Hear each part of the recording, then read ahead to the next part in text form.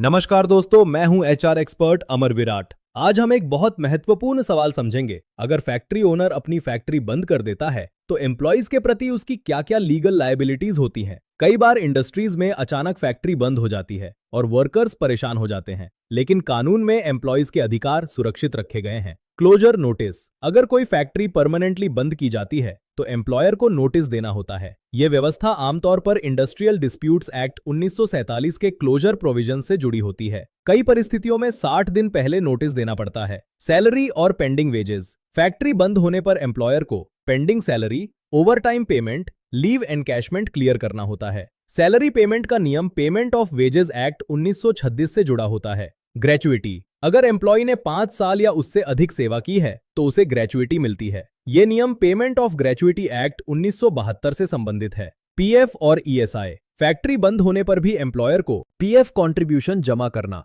ESI record clear करना जरूरी होता है। ये क्रमशः एम्प्लॉइज प्रोविडेंट फंड ऑर्गेनाइजेशन और एम्प्लॉइज स्टेट इंश्योरेंस कॉर्पोरेशन के नियमों से जुड़ा होता है। रिट्रेंचमेंट कॉम्पनसेशन: कई परिस्थितियों में एम्प्लॉइज को कॉम्पनसेशन भी देना पड़ता है। ये भी इंडस्ट्रियल डिस्प्यूट्स एक्ट 1947 के प्रोविजन से जुड़ा होता है। निष्कर्ष: अगर फैक्ट्री बंद होती है तो ओनर की जिम्मेदारियां खत्म नहीं होती। उसे एम्प्लॉइज के सैलरी, ग्रेचुइटी, पीएफ, कॉम्पनसेशन जैसे सभी ड्यूज क्लियर करने होते हैं। याद रखिए, इंडस्ट्री बंद हो सकती है लेकिन एम्प्लॉइज के कानूनी अधिकार खत्म नहीं होते। ऐसी ही एचआर और लेबर लॉ की सच्ची जानकारी के लिए फॉलो करें एचआर एक्सपर्ट अमर विराट।